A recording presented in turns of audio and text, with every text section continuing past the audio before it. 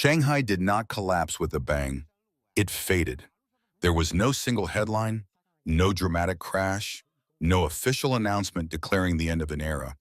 Instead, the city simply began to feel empty, not ruined, not destroyed, just hollowed out.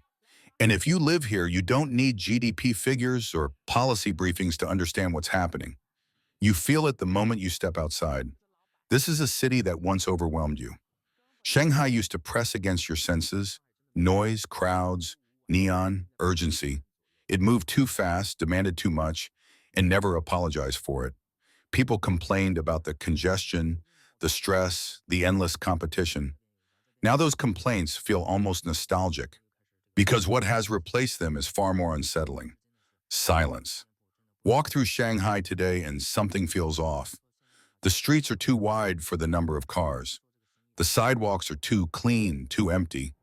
You can stand at a major intersection at rush hour and not feel rushed at all. The city still looks the same on the surface: glass towers, wide roads, polished malls. But the life inside it has thinned out, like blood slowly draining from a body. Take a place like Yishan Road. This used to be a pressure point of the city, a place where traffic snarled, horns screamed, and pedestrians spilled off the curb because there was no room left. On weekends, moving through nearby commercial zones felt like being carried by a current. You didn't walk, you were pushed. Now you can walk there freely. On a Saturday afternoon, the road feels abandoned. A few cars drift by, a lone delivery scooter hums past, a security guard stands motionless outside a building, scrolling on his phone, killing time. Shop owners sit inside their stores with nothing to do but stare at screens or watch the clock crawl forward. The silence is not peaceful. It's unnatural, like a theater after the audience has left, but the lights are still on. What makes this eerie is not that Shanghai is empty, it's that it shouldn't be.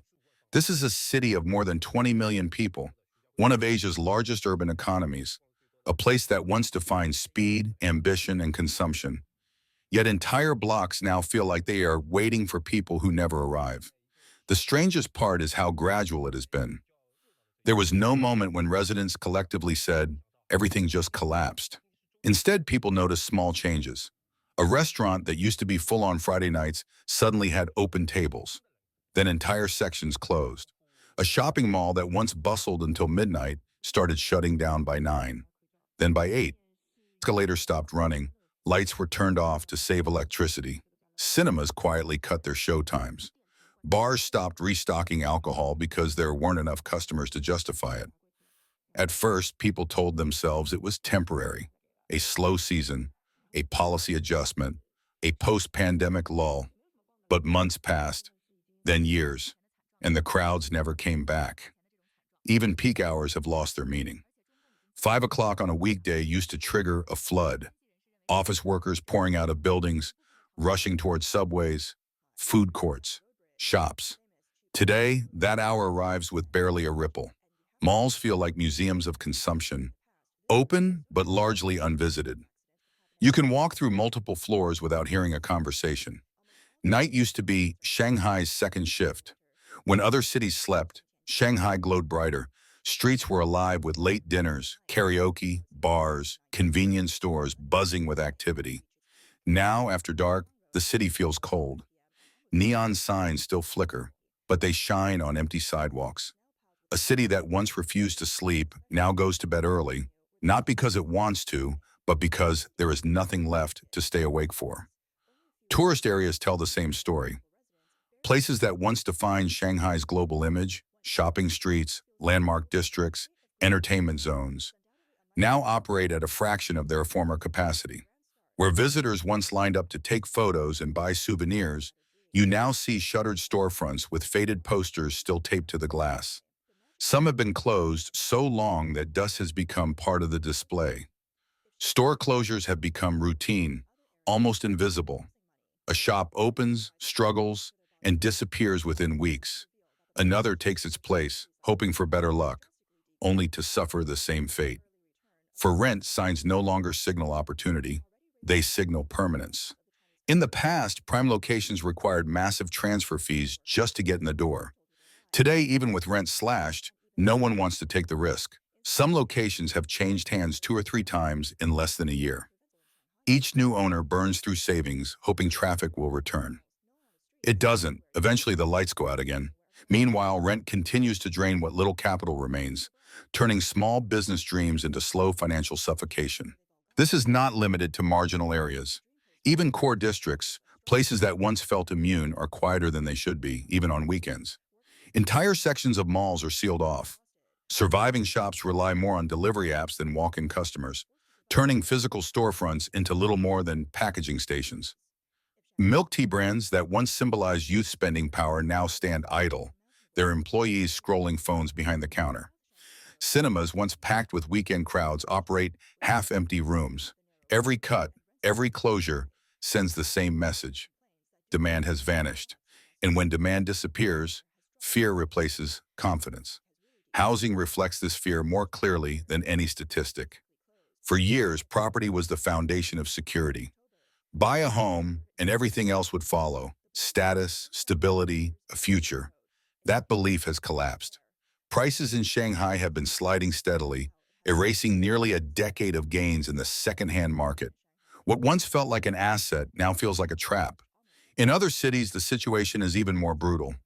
Prices have fallen 70, even 80% in some areas, surpassing the worst decline seen in Japan after its bubble burst. Entire developments sit unfinished or empty, monuments to a growth model that no longer functions. Homes built to represent prosperity now symbolize paralysis.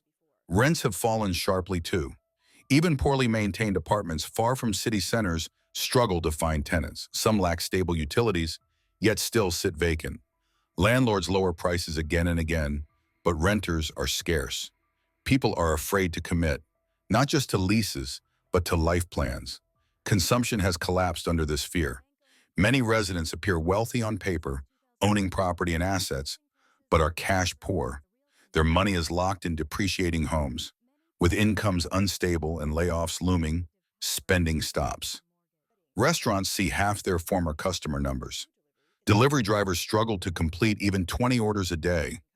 Entire streets feel abandoned, populated mostly by the elderly, while younger residents remain unemployed, invisible, or gone. The job market offers no relief. Openings are scarce. Interviews are rare.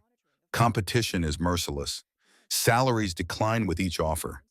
Hundreds of resumes vanish into silence. Age discrimination is open and unapologetic. Experience no longer guarantees value.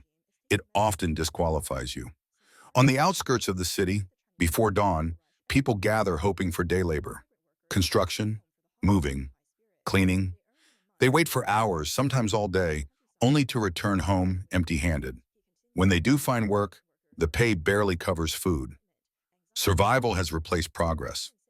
What's collapsing here is not just an economy, it's confidence. Developers drown in debt. Industries shrink quietly. Layoffs ripple outward, touching families, neighborhoods, entire social circles. Conversations have changed. People no longer talk about opportunity or advancement. They talk about how long they can hold on, how to reduce costs, how to avoid falling through the cracks. Shanghai was once the ultimate symbol of upward momentum, a city that promised reward to anyone willing to endure its pressure. Now it mirrors a national reality: shrinking demand, fading hope, and a model that has run out of fuel. The golden age did not end with flames or sirens. It ended with empty streets, darkened shops, and a city that still stands, but no longer moves. And that may be the most frightening collapse of all. This is no longer a story limited to Shanghai alone. From Beijing to Shenzhen, the same symptoms are spreading with alarming consistency. Economic engines that once powered national growth are now visibly losing momentum. Foreign capital is pulling out quietly but decisively, not with dramatic announcements, but through factory closures and canceled investments. Multinational companies are relocating supply chains to Southeast Asia and India, taking jobs and technology with them. Export orders are shrinking, warehouses are filling with unsold goods, and cash flow is drying up. What was once described as China's unstoppable economic vitality is now fragmenting in plain sight. In Guangdong, long known as the world's factory, Bankruptcies are accelerating across manufacturing hubs. Workshops shut their gates overnight, and production lines go silent, and recruitment signs vanish from the streets. Laid-off workers flood into cities searching for jobs that no longer exist. Wages are delayed, benefits are cut, and survival replaces stability as the primary concern. As factories fall, logistics, retail, and services collapse in sequence, creating a chain reaction of contraction. Young people face chronic unemployment, while middle-aged workers are pushed out with no safety net. This is not a localized downturn. It is a nationwide depression taking hold across China's core economic regions.